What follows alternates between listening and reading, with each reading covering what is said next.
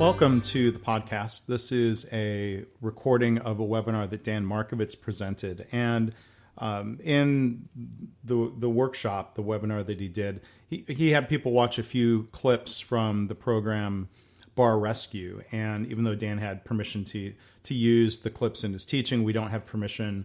We're not able to share the recording. So you do miss out a little bit on what the workshop experience was, but you hear the discussion about the clips. If you want to go watch the episode about the bar called Swanky Bubbles, it's actually season 1, episode 5 of the show Bar Rescue. If you search YouTube for that, you can find the episode. You have to buy it. It's $1.99. But I think there's still a lot you can get out of listening to the workshop. Some of the lecture and discussion that we have, I think, is still worthwhile, even without those Bar Rescue clips. So we want to thank you for listening. Please subscribe, rate, and review if the podcast is something you enjoy. And we'll look forward to bringing you more content and more webinars in the future. Well, hello and welcome, everybody, to our KaiNexus webinar. Really excited to be joined by, I'm going to call him a facilitator, not a presenter, because today is really more of a virtual workshop. So I'm really excited about the content and the approach that Dan is bringing to us today. The title of the session, of course, is Better Decision Making, Avoiding the Conclusion Trap and Other Pitfalls. I'm Mark Graban from KaiNexus. I'm going to play the role of host and help facilitate Q&A. Again, as a reminder for those who've just joined, I've put a link in the chat box. There are 2 worksheets that you can download to go along with today's session.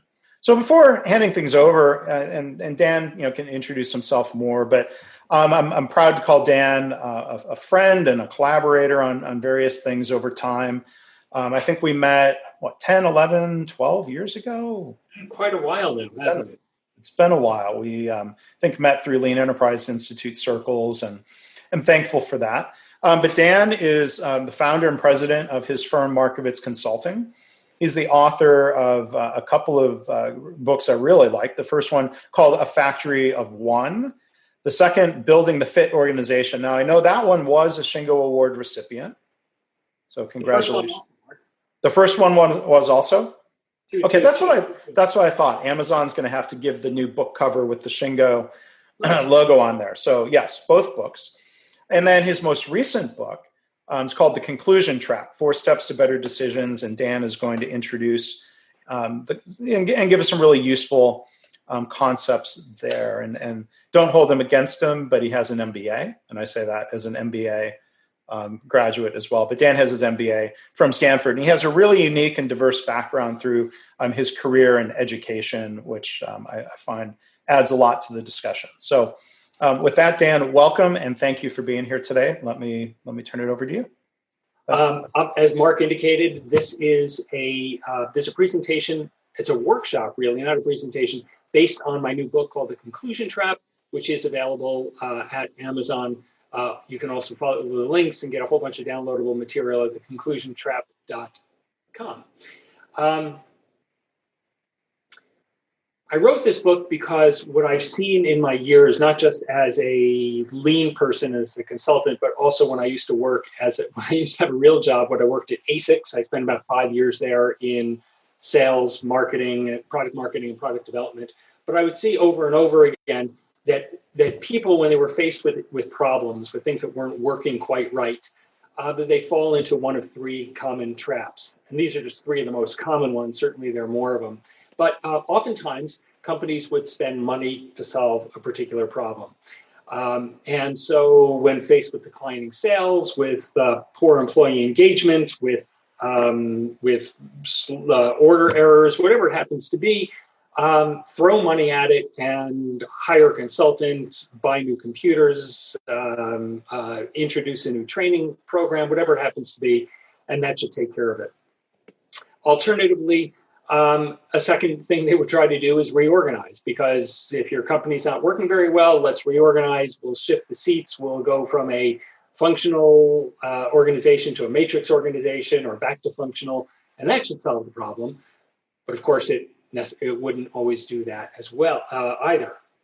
And thirdly, of course, there is the technology solution, because if it's not working, what we really need is an SAP system, is an Oracle system, an MRP system, is new computers, new software, new hardware, you name it. And inevitably, of course, it wouldn't work. It would make a broken process or a problem that was you were running into more expensive and faster, but it wouldn't eliminate the problem. And what I saw over and over again was that companies were spending time, were making these mistakes over and over and over again. My book is filled with lots of examples, but the one that really was the genesis of my book was a story that was told to me by a friend who has a software development firm. They make custom software things for say dialysis machines or diesel engine repair, things like that. And a gentleman came to him. He runs a logistics company that had grown over the years by acquiring smaller companies that were geographically disparate. So he had brought them all together into one family, the Northeast, the Northwest, the Southwest, and so on.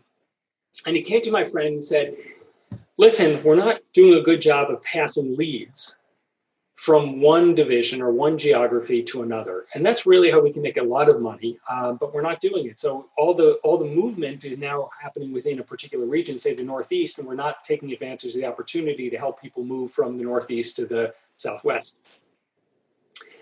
My friend said, well, okay, I could certainly help you design that software, but what I'd like to do is talk to the users of it, or the potential users, which are your salespeople inside. And the president said, no, you don't need to do it.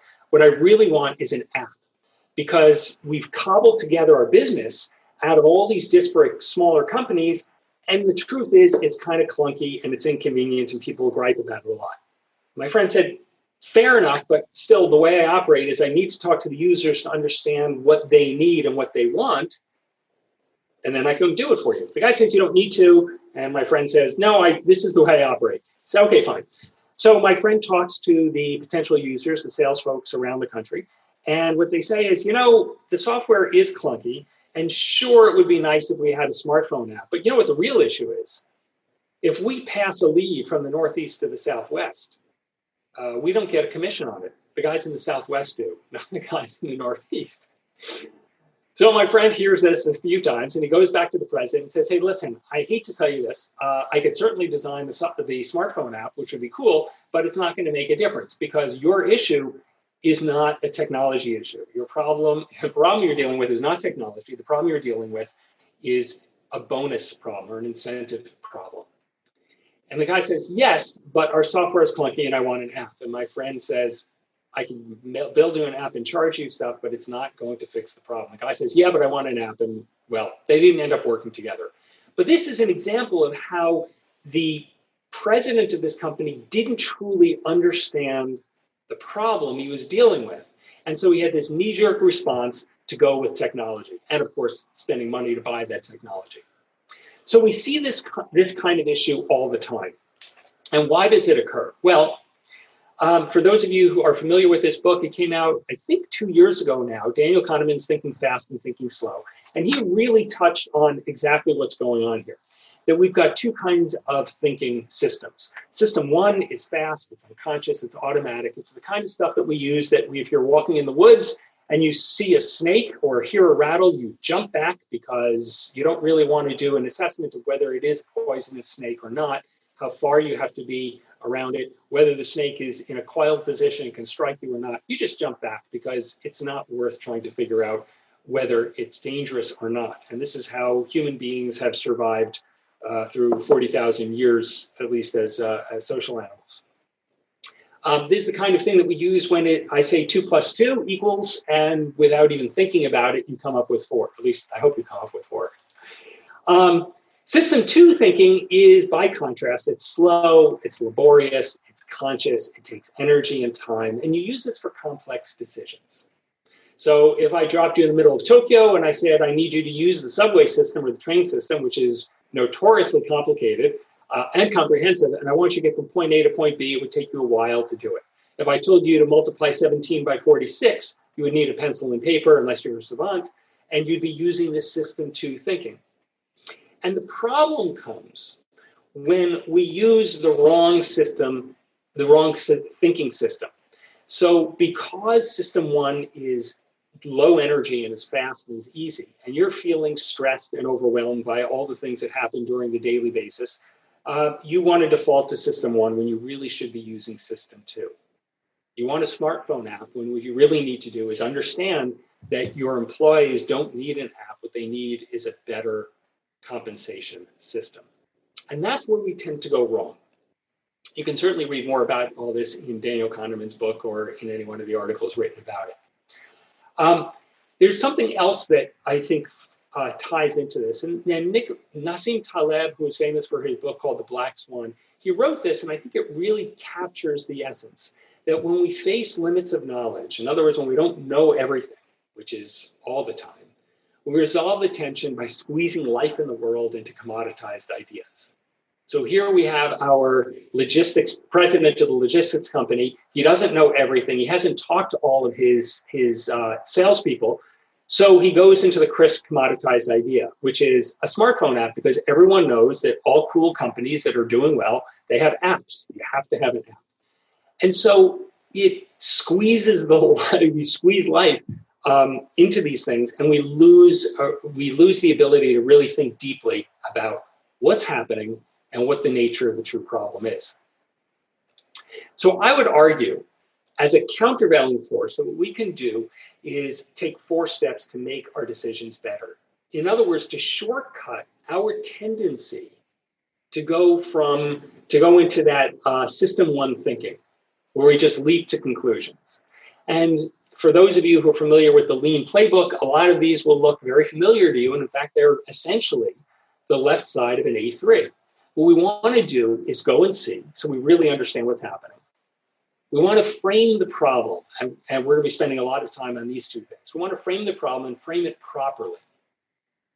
We want to learn to think backwards, and thinking backwards is my way of talking about using something like a fishbone or other tools in order to understand what's driving or creating the symptoms that we see. And then finally, using some sort of 5Y or that kind of thinking to understand what is it that's contributing to these factors so that we can actually address the root causes. Now, we've all heard about going to the Gemba and going and seeing, but I know that in my time, I haven't actually seen a whole lot of explanations of exactly what to do when you go to the Gemba. And one thing I want to do today in this virtual workshop is to have a virtual Gemba visit to see what you can actually see and what you should be thinking about when you go to the Gemba, when you go and see. And we're also going to practice framing and understand how framing gives us a different perspective on a problem and a deeper understanding of what the true problem is. So today's focus, again, is going to be on these first 2 steps of going and seeing and framing. So moving into going and seeing. John le Carré, the novelist, wrote something that I think is that every lean person should have tattooed on or carved into his or her desk, about how a desk is a dangerous place from which to view the world.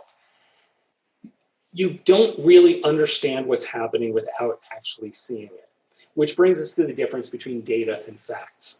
To me, data is sort of an anemic, 2-dimensional version of reality.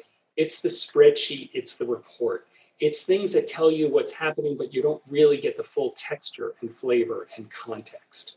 Taichi Ono wrote, of course, that data is important, manufacturing, but I place the greatest emphasis on facts. Now, I want to be clear. My wife looks at this and she says, I still don't get it. I have no idea what the difference is between data facts. It seems like the same thing to me. Data to me is something that says, for example, your machines break down, your OEE is whatever, 88%. The facts are that the machines are leaking oil. The facts are that the machines are not maintained very well, that the last preventative maintenance cycle, you missed the last preventative maintenance cycle. Mark, I know that you've had experience with that very much at Livonia, at the engine plant. Facts tell you what's going on at a deeper level and give you a total picture of what's happening.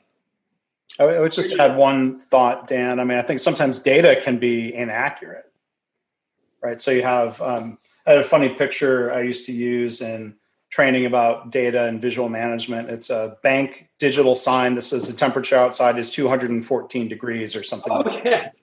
That number might be data, but it's clearly not a fact. Right. Another example of that, I think, is when I worked at ASICS, we were having problems with errors in order entry errors. And so customers were getting shipped the wrong shoes, and we had an awful big expense in paying return freight from retailers that didn't want those shoes that they didn't order. Makes sense. And so we could look at the data and see that there were a certain number of errors. We could look at the data and see what our return rate was and the return cost. But we didn't really know what the facts were. And so it was easy to think, well, what we really need to do is either hire better customer service reps, whatever better means, or alternatively, we could put them through a more elaborate, more intensive training program. Okay, but what we found when we went to see things was the facts, which was that the order we just created a new order entry system, and the screens were terribly laid out. This is before WYSIWYG and Windows was all black screens with the green cursor, and it was really complicated. And the customer service reps had to move all over the screen with tabs in order to get the right information in the right place. The facts were that it was really hard to work with the screens. And when we looked at that, we could see, oh, it's not that we need better reps, whatever better reps are. It was that we needed screens that were better laid out. Data versus facts. Of course, you get the facts, as Brent Waba, a friend of mine and a colleague in the lean consulting world would say, you get that at the crime scene. The crime scene is where you get all of the information that's really important. So what we want to do is visit the crime scene. What we want to do is see what we can learn. We want to go and see what's actually happening. And this is where the first video comes in. This comes from a show called Bar Rescue. Some of you may or may not have seen it.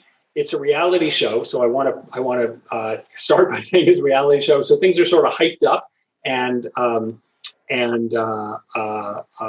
little more dramatic and theatrical, perhaps, than they are in real life. But I think it gives you a good idea of what I'm talking about. So this is what we're going to do. You guys have the worksheets for today.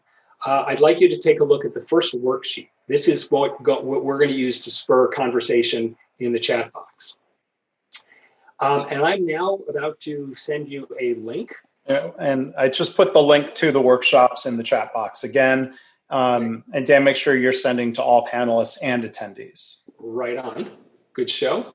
We learned from my mistake. Yeah. Yes, exactly. So this is a link to a video. This video is 2 minutes and 17 seconds long. What I'd like you to do is watch this video and then take a look at the worksheet that I've sent, that you've downloaded, hopefully. I'd like you to look at that, and we're going to use that as the basis for our discussion, whether we're not sure, we'll first try just using chat discussion. So I'm going to give you a few minutes to watch that. You should have no problems loading it, but if you do, please put it in the chat box that you're having issues accessing it or something like that. And we'll reconvene in about 3 minutes or so, and we'll start talking about what you saw. Okay, so we've got one response here. The owner isn't there to see the problems. Okay. Thanks, Tina. Well, I'm going to hold off for another 1 minute or something, just to make sure that everyone else gets a chance to finish watching and think. Anyone else, though, who has finished watching, feel free to start chiming in. We have another comment. It's built on a short-term premise. No focus on customer needs and values. Lack of ownership and accountability, but really not enough data or facts. It was a fad. Concept of the bar is outdated. Novel idea that doesn't appeal to enough people to last for long. Trend bar, there isn't enough fashion. One customer says there aren't enough women. It's boring. Owner isn't present. Concept is terrible. Exterior looks like it's falling apart. Oversaturated market. Ownership doesn't seem heavily invested in success. Not really sure, but the consultant's idea is that it's based on a trend that's past, that seems reasonable, not very attractive. Dan, can you repost the video link? Yeah. Well, first, okay, here is the first video link. So you had somebody who joined late. Those who are late. And part of why we're doing it this way, we're not able to include the videos in the recording. Right. Unfortunately, it's due to copyright issues. I can't include that. So for those of you who came in, it looks like a lot of people are talking about. I did like that joke, that creepy guy who says there are not enough beautiful ladies here. Thank you for bringing that one up, Anton. Yeah. So there's a whole bunch of issues there that you can see for sure. And I'm glad you got to see this. It's interesting. Of course, the host, John Tapfer, says that, it's a terrible name and it's a bad concept. So that sounds like you may be on target. But what I'd like to do now is I'm sending you a new link. This is for a 1-minute section, 58 seconds technically. And what I'd like you to do is watch this. And then we're going to go through this again. I want you to think about what's your impression now about what the problem is. And why do you think that? So this is the problem here. You've seen some more. You have a different idea. Certainly John Taffer has a different idea. Remember in the beginning, he said, I think the problem is that it's let me see, I actually wrote it down. I believe the problem with Swanky Bubbles is that it's a trend bar, and many of you guys have picked that up. Now what do you think? Oh, now we have accountability, responsibility, or lack of accountability, lack of responsibility, lack of planning, lack of progress, no partnership, no ownership, no teamwork, interiors in bad shape. No collaboration. So this is interesting. Lack of acceptance. Obviously, there are 103 of you, so I'm not necessarily seeing everyone's feedback. But we've shifted now, in general, from this largely from it's a trend bar, or it's a crappy name, or it's ugly, or things like that.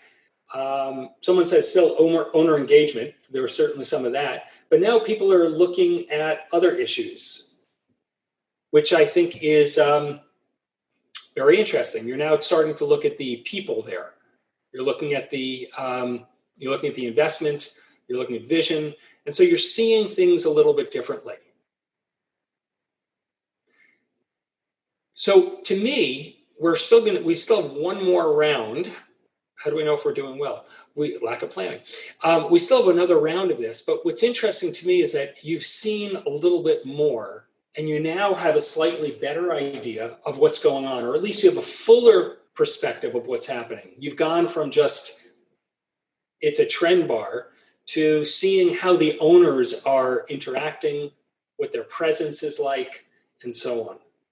And this is exactly what we're supposed to be getting at. I think sometimes when you're confronted with your own reality, when you're confronted with your workplace, you sometimes miss the forest for the trees, or because you know so much, you tend to forget what you should be looking at. Because this is, yes, it's theatrical, yes, it's TV, but it's an entirely different environment. And I think it helps you see how your perception deepens, your understanding deepens by watching more and watching how people interact and talk. So what I want to do now is go into Swanky Bubbles, part 3. This section of the video is a little bit longer. This is 2 minutes and 45 seconds. So we're going to do this one more time. What I'd like is a sense of what is actually the problem and why you think that. So here is the link to the video. And I'll be back with you in 3 minutes or so. Or 3.5 minutes. People are not weighing in yet, so maybe they're still watching or thinking. Maybe frame the question again. So, same as we've done the first two. Here we go, first 2 times. We just finished. Thanks, Chad. Appreciate that. No clear expectations, accountability. The owners have no idea what they're doing. Lack of autonomy and trust, making it up as they go, poor management. Owner's not there to see the problems. Yeah. Lack of leadership. I see Sheila says they need to start from scratch with new leadership, which is maybe true, although that would be a solution and not necessarily the problem. Clueless. Well, that's right. That says a fair bit. Not involved in staff and learning, accountability. There's a lot about accountability. Lack of communication. Frontline workers know best. Good. Feedback was never solicited. Owners shouldn't start with cost cutting. So this is interesting. There's been obviously there's 100 of you, and so everyone's not exactly perfectly aligned. But there's been a shift from this was a fad bar to now seeing an awful lot more. Lack of engagement, lack of ownership, lack of communication, lack of trust, no input from employees. You're now looking at human behavioral factors that I think give you a much deeper understanding about what's actually going on here. That is an example of how going and seeing, how the facts and the data the facts and the data are different. And the ability to get the facts is really important. So this is, again, this is a simple example. It's a simplified version of reality. It's based on excerpts from a TV show, which by itself by its very nature, is a simplification of reality. But I hope what you get from this and these 3 rounds of videos is the idea that as you look more deeply and talk to people more, you get a different understanding of what the problem is. We've gone from it's a fad, no duh, and it kind of looks crappy and run down, and there are no beautiful ladies here. We've gone from that understanding to a more fundamental understanding of what the owners are like, what the environment is like, and what how the place is run. And that's really, really important.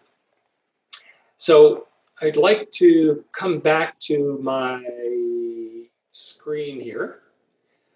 There is another reality show called Undercover Boss. I know now it looks like all I do is watch reality TV.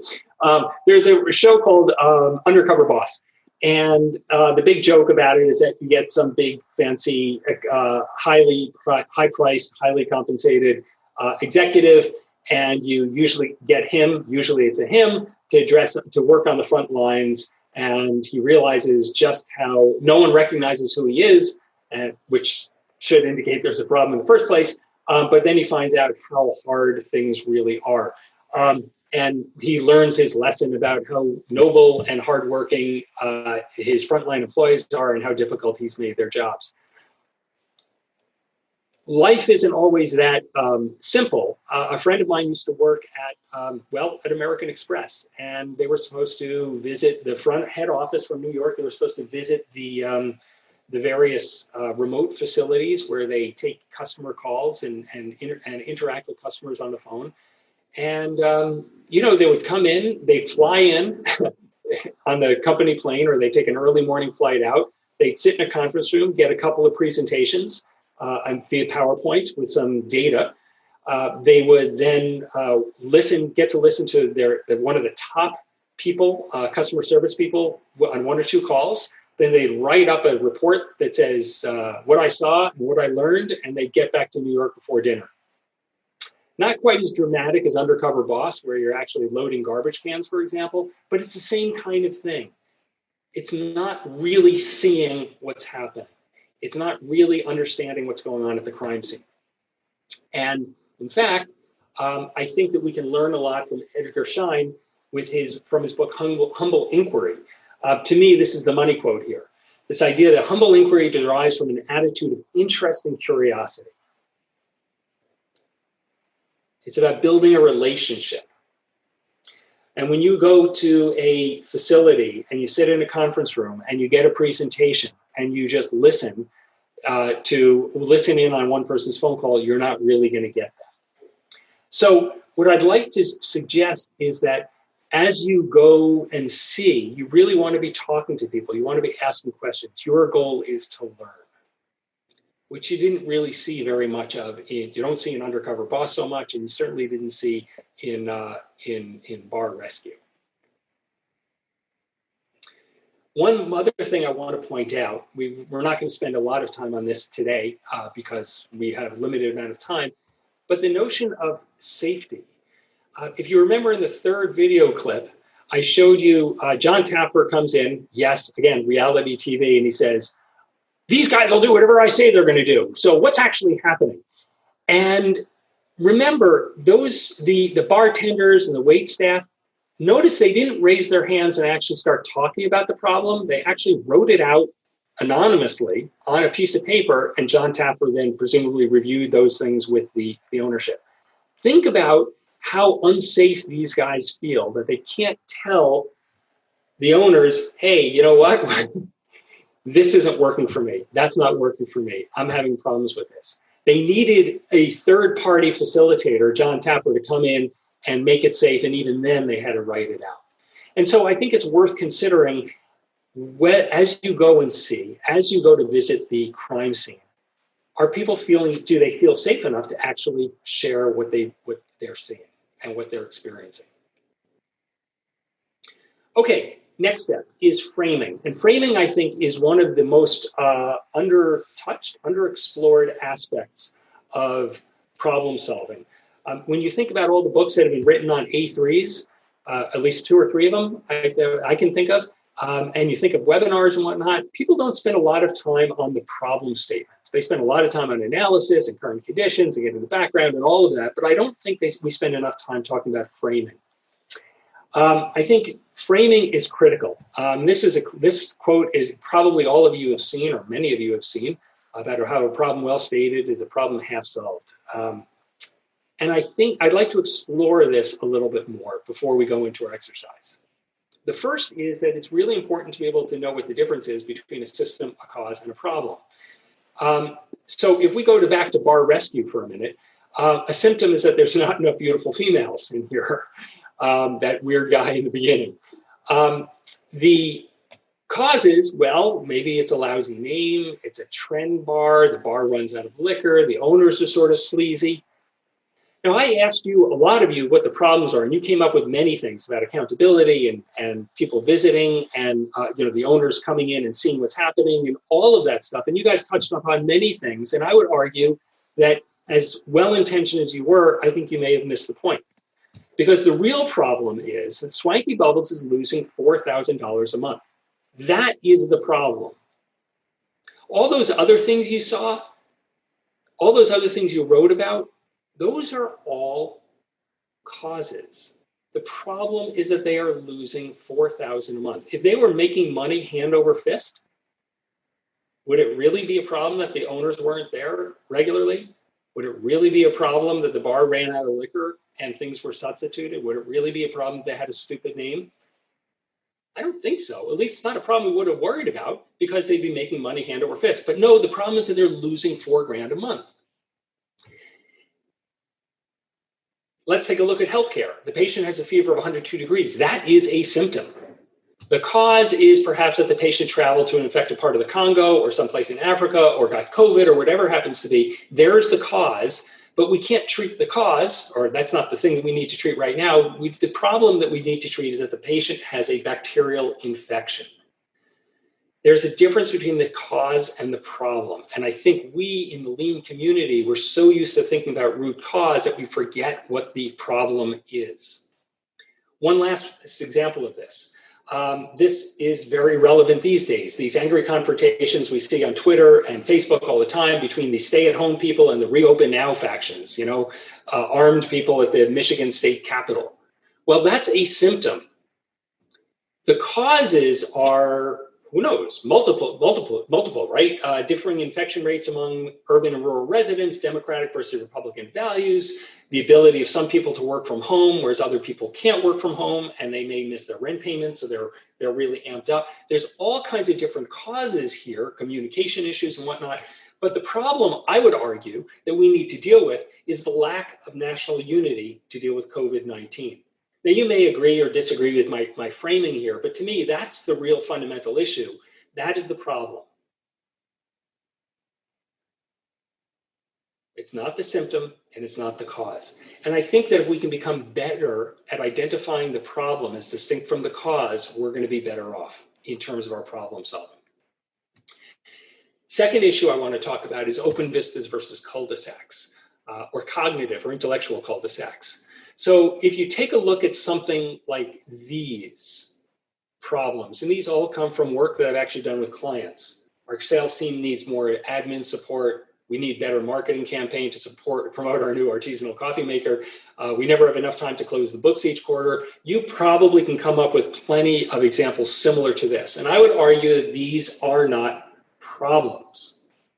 These are solutions that are masquerading as problems. And the reason you can tell that is that there's only one possible solution to each of these. If you are in a cul-de-sac that leads you into one answer, the only answer is to the sales team needing more admin support is getting more admin support, or a better marketing campaign, whatever better means, or having more time to close the books. That is not an answer, that's a solution. And so these are cleverly framed as a problem. But if you ever hear people say, we don't have enough time, we don't have enough money, we don't have enough people, we need a better one of these things, that's sloppy thinking. And so a really good problem statement opens up avenues of inquiry. So instead of saying our sales team needs more admin support, you might say something like, our sales team spends 6 hours a week on admin tasks.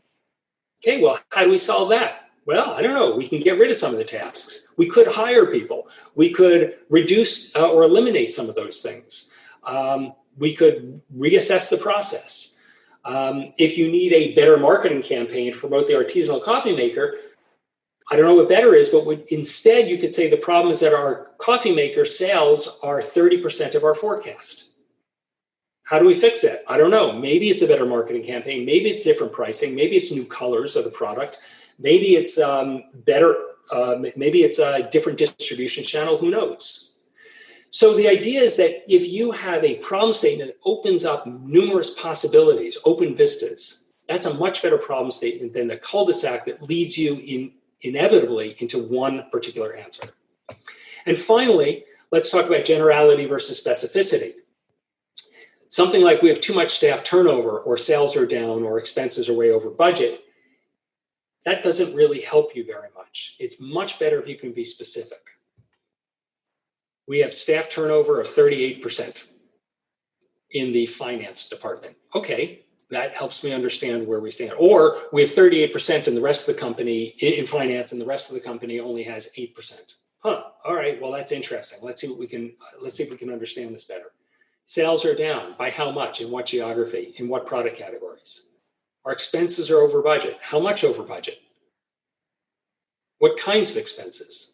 The more specific you can be, the better you are at, or the greater the likelihood is that you can solve your problem effectively.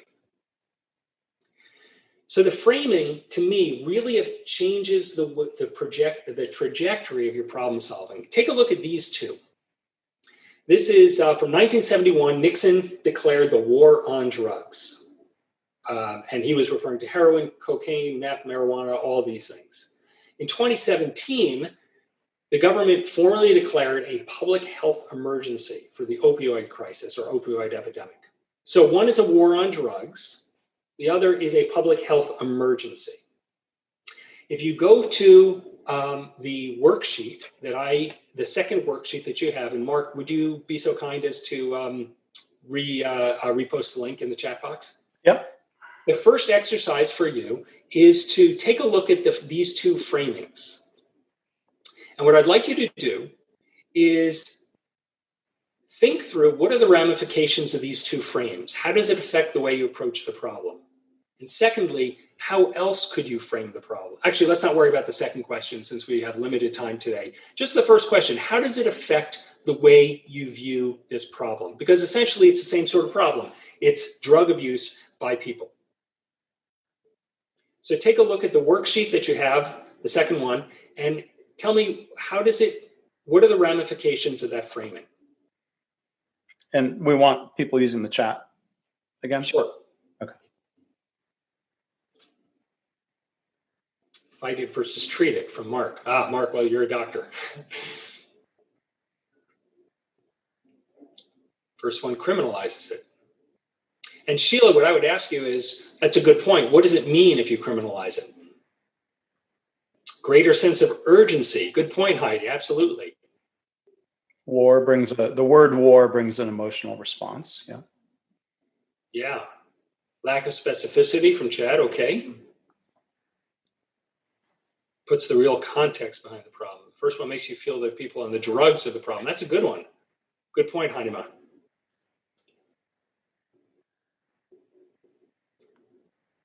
Interesting. The first frame makes drugs the focus.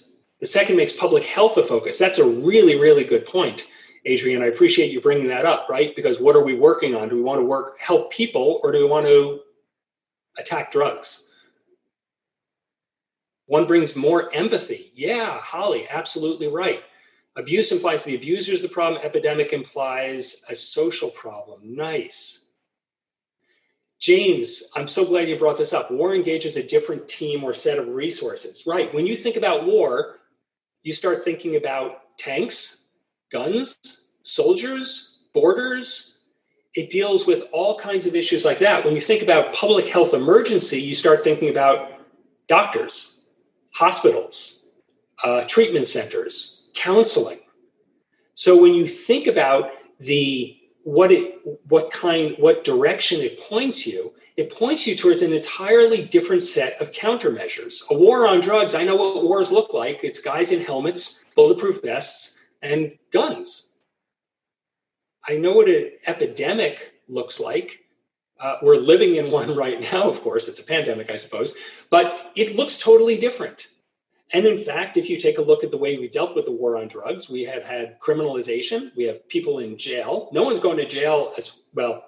No, users we're trying not to put opioid abusers or users in jail. We're trying to treat them, sometimes more effectively, sometimes less effectively. But that was never really a thought when you think about the war on drugs. War on drugs means we got to do everything we can to stop the flow of drugs. And it doesn't really take into account the social and environmental and economic environment and context that creates the drug use. Galen, how it's framed determines if I should care. That's really, really good. Excellent. So you guys get it. What I want to do now is go on to the second part. Don't worry about question 2 or question 3 right now. I'd like you to go to exercise 2 on that handout. It's called Just-in-Time Inventory, and it is an excerpt from an article in the Wall Street Journal following the earthquake in Japan in 2007. Mark and I and some others have talked an awful lot about the Wall Street Journal and just-in-time inventory. But what I'd like you to do is read through this excerpt. It's about a page and a half. And what I'd like you to do is, the questions are written there. What is the implied problem statement for the argument? How is the problem framed? What are the ramifications, and how else could you do it? So I want to give you a few minutes to read through it, and then we'll have this conversation again.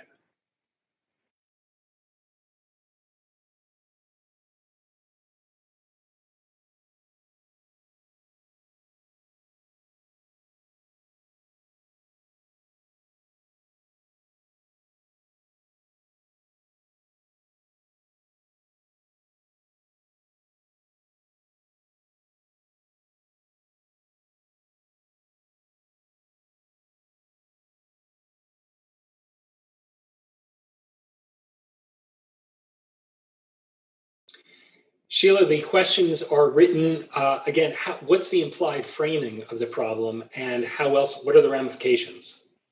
It's also written down on the worksheet that you have. Mike, just-in-time and low inventories are the problem. Good. Implied framing, Kanbans and just-in-time adds risk. The ramifications of the solution is to eliminate just-in-time. Critical parts can't be single-sourced. Jill says, just-in-time inventory doesn't account for emergency of necessary deviation. The real problem is plants are running out of parts. Says Mike, good. Deb says, this isn't the first incident, and it could have been avoided. Anton wants to know if the article gives all the relevant facts. Good question. Lost sales. You guys have learned a lot from the first one. Sales are lost. That's the real problem. Or plants are running out of parts. No alternatives. Sales are lost. It's interesting, Jorge and Mike. I would suggest that you are correct that the real problem is that sales are lost and or that the plants are running out of parts. I would suggest that some of the other folks who have said that just in time is the problem is the implied frame. Just in time doesn't work. Look what happens. Mighty companies like Toyota are brought to their knees by a short-term disruption in supply. Barbara says, problem is manufacturing such that if important parts are not available. So it's no business continuity plans. So I may be biased here, the way I read it, and I'm more than happy to have you guys push back on this. The way I read it is that it's an attack on just-in-time. It says that just-in-time doesn't work. If you do that, you're going to be in trouble. And the ramifications are, well, just like the idea of, our admin team our salespeople need more admin support. The only alternative is to add more inventory. Well, maybe. But if we say instead that manufacturing shuts down if important parts are not available, well, that raises some really interesting opportunities. Maybe we do want to build up inventory of certain critical parts. But what would happen if, for example, we made another possibility is to, instead of having such a specialized piston ring, what if we had piston rings that were universally usable across all models, or perhaps even all cars? What would happen if we said, if the problem is earthquake preparation, for example, or the supply can be disrupted? What would happen if we said, what if we had suppliers that were not geographically concentrated? So we could have a supplier in Japan and in Europe and in North and South America. And that way we're protected against an earthquake because it's unlikely that every place is going to have an earthquake. So to me, there are plenty of alternatives, but the way it's framed is that just-in-time is a problem.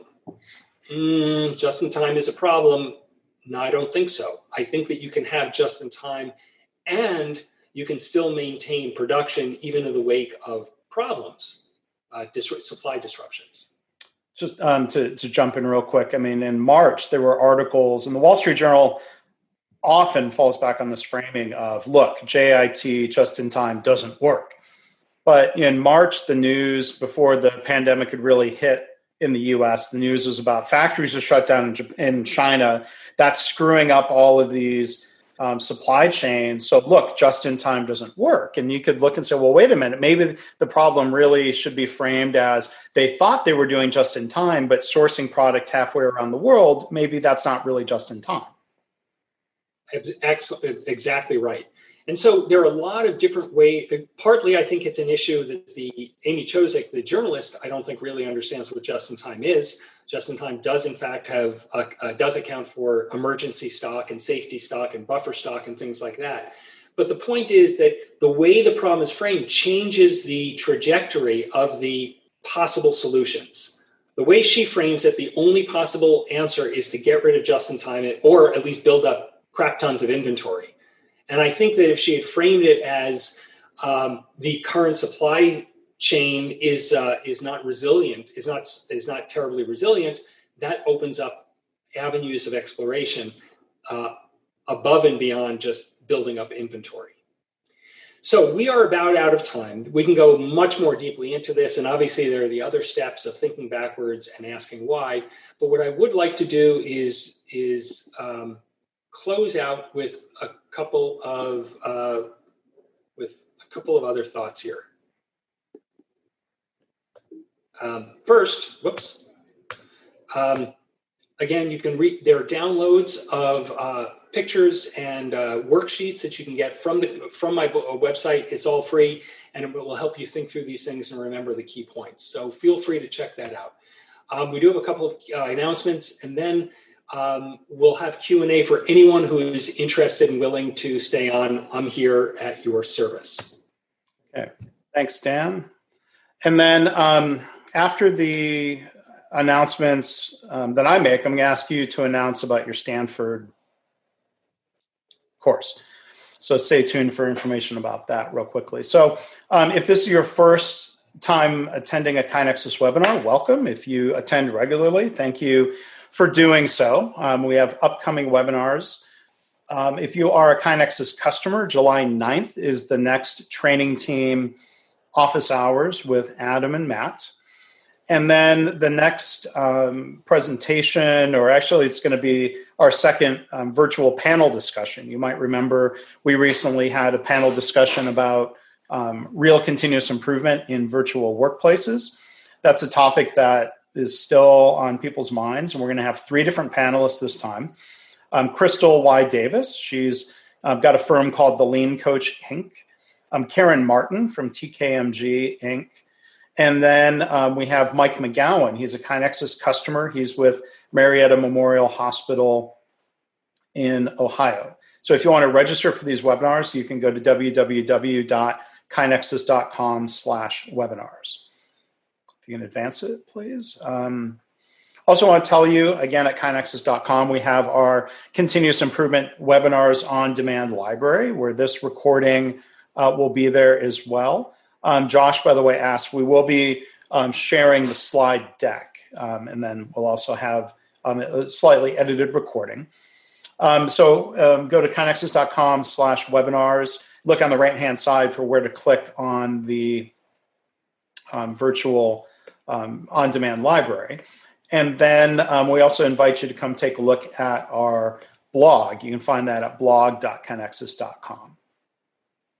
We also have a podcast series, if you can advance it, please. You can go to kainexus.com/podcast. As always, the audio of this webinar will be in there. If you want to subscribe via Apple, Google, Stitcher, Spotify, pretty much anywhere you get podcasts, you'll be notified about new ones. We do previews of the webinars, and we put other content in the podcast series. And then here we've got Dan's website, markovitzconsulting.com. You can see his email address there. And, I want to, just say about the book. It's, and I mean, this is praise. It's inexpensive. It's a quick read, and it's thought-provoking. So, sorry? It's 75 pages. You can read it during the time that you'd be watching Tiger King. Yeah. So if you want to follow up with Dan, his email address is there. And I do, Dan, invite you to mention the Stanford Continuing Education course that's available to people.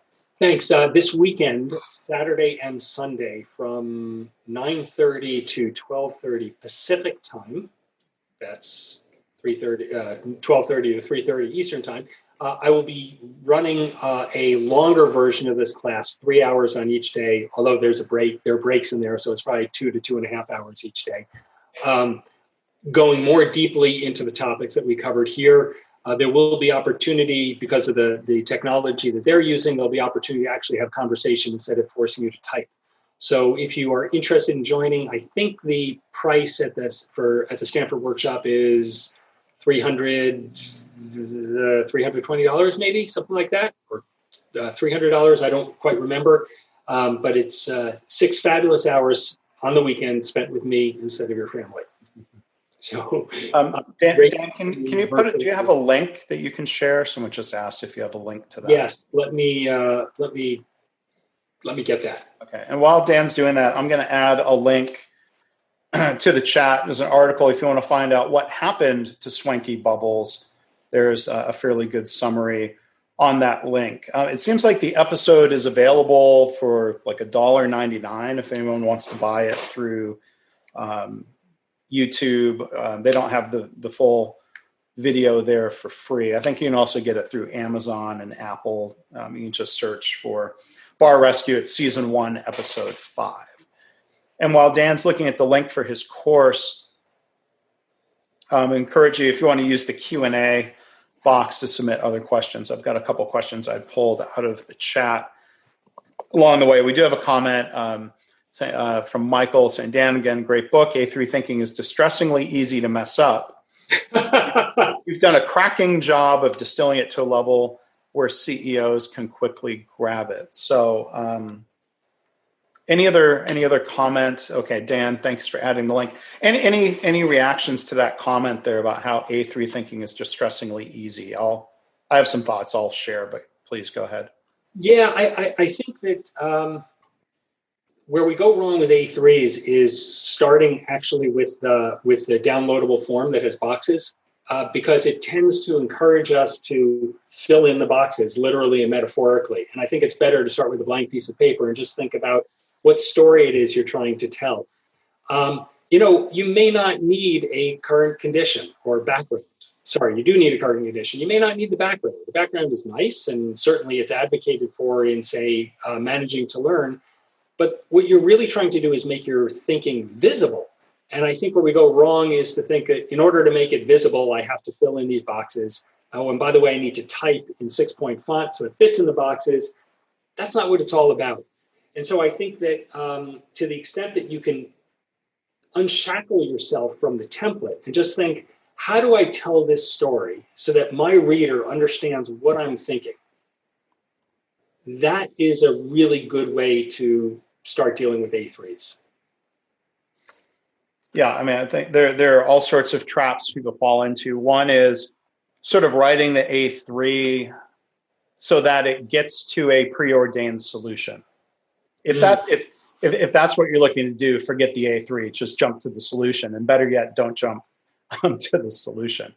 There's the story that you want to tell. And sometimes, the discipline of an A3 takes the story in a different direction when you find an unexpected root cause or, really use the discipline of the A3 process to come up with something that might not have been intuitive.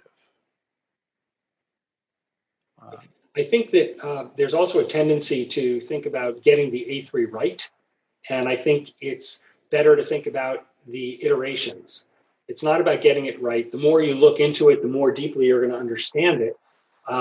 And so the willingness to go back and say, you know what, that problem statement in particular, that problem statement wasn't really correct. It's sending me off, launching me in the wrong direction.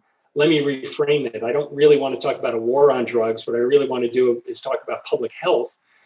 That's really valuable. So give yourself the freedom and the license to go back over and over and over again in order to improve your understanding of the problem. We had a question earlier. Jessica asked, not just related to safety, is there a forum or a place where employee feedback is asked for, maybe an anonymous feedback digital form? I definitely have some thoughts on that, but Dan, do you? I'll let you go first on that one, because this I know is near and dear to your heart. Well, yeah. So, I mean, one thing that we've learned, I believe, very strongly, through KaiNexus, is that there are problems with anonymous.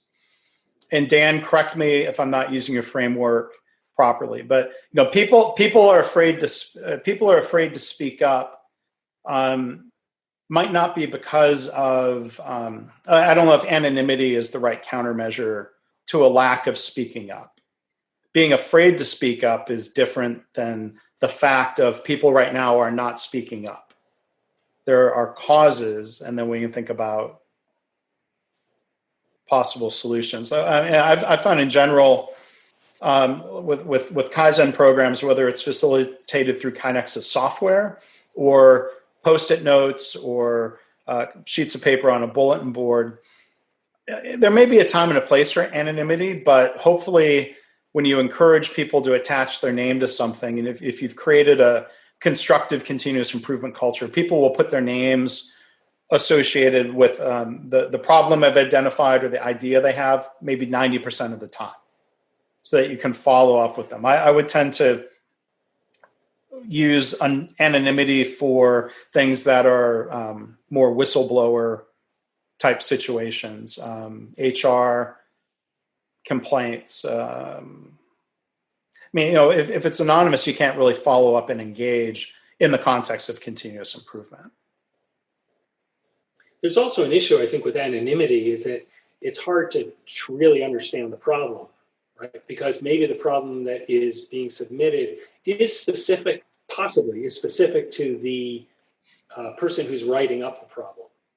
And we lose the ability to say, hey, this was someone on the second shift or the third shift, or this is someone who has been at the company for 5 years, or someone who's older and isn't facile with technology, or this is someone who's new and may not have been through, had a chance to really be trained or go through the whole mentorship program, or.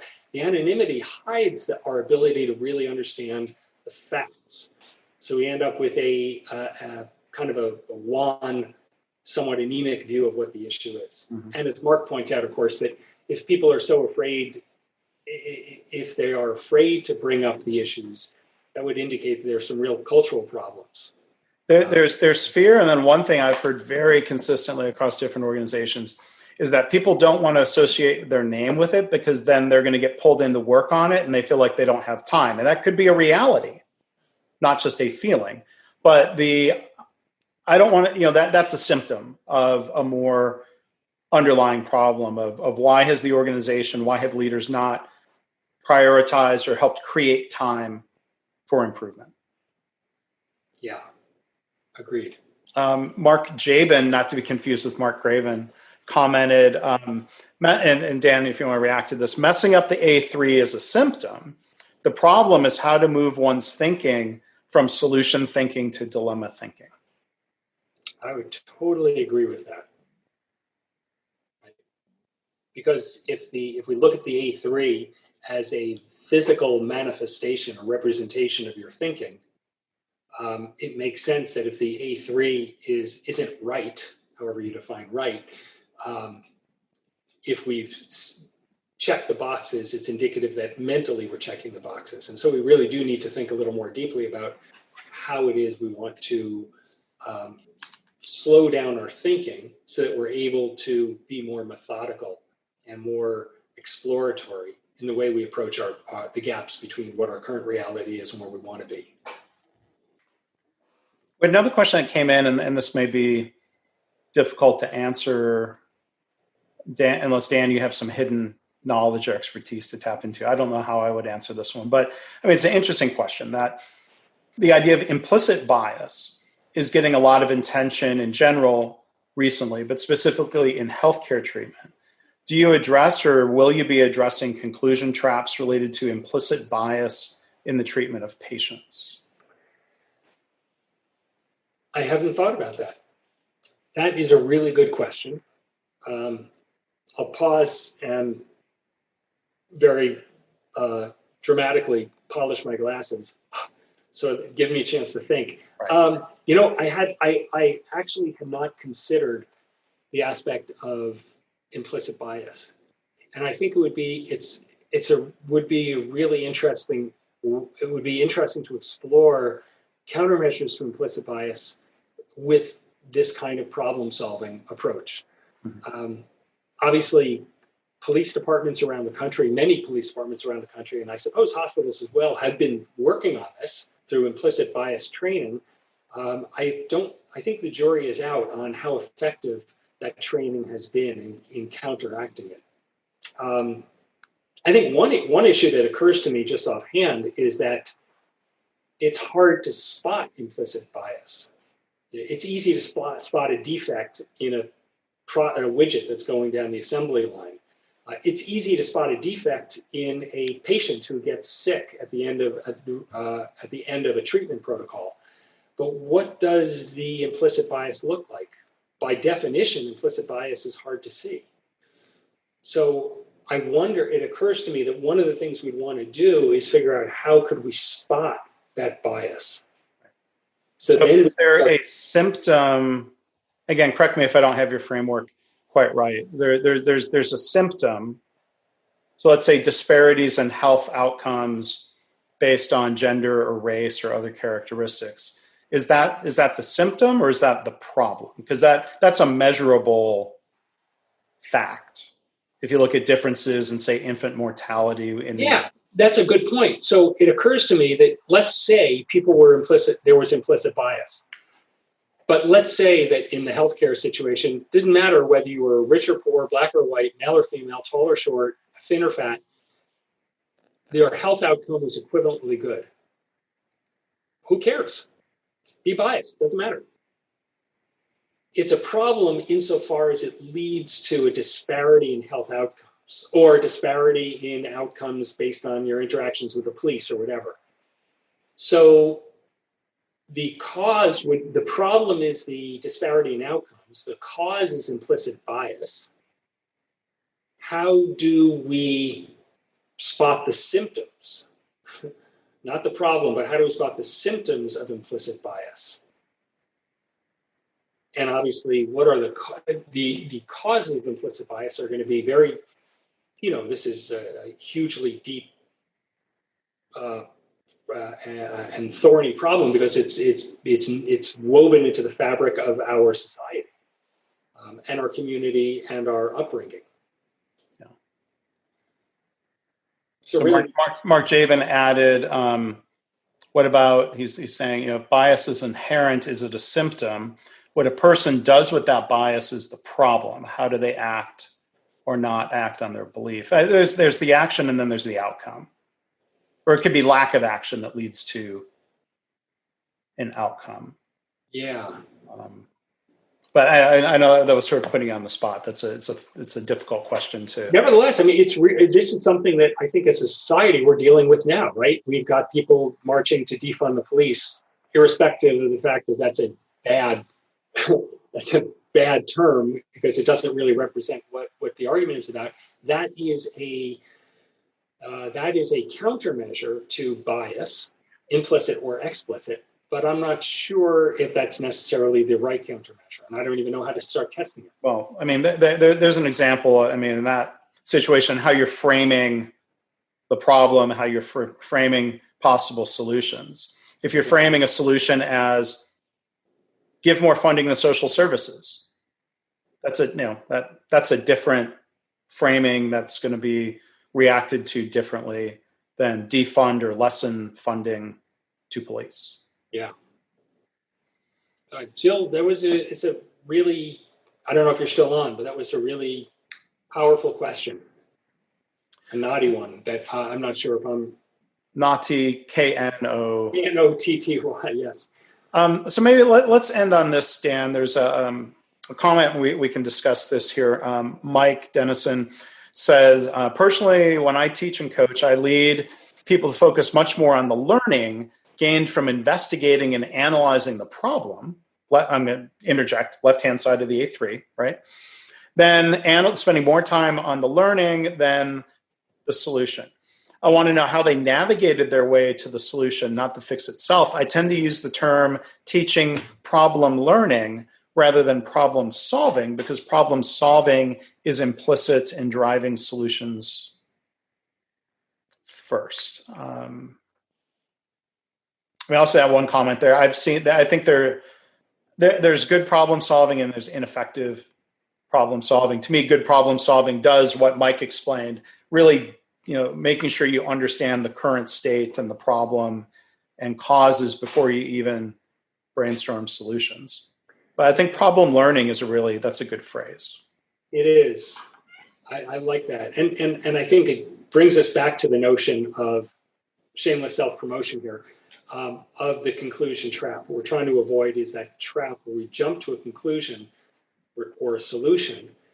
What we really want to do is stop and think. And what speed bumps, what hurdles can we place in our way? What tricks can we employ to slow that jump to solutions down, so that we can spend more time learning and less time solving, or spend more time at least up front learning before we start thinking about the solution to the problem or the countermeasure. All right. Well, so I think with that, we're a little over our 75 minutes. So thank you, Dan, for staying on. Thank you to everybody who's still here at the end. So want to thank our facilitator, Dan Markovitz. Encourage you to check out his book, The Conclusion Trap. You can go to theconclusiontrap.com. You can also go, thanks for holding that up, markovitzconsulting.com. All 75 pages of it. Yeah.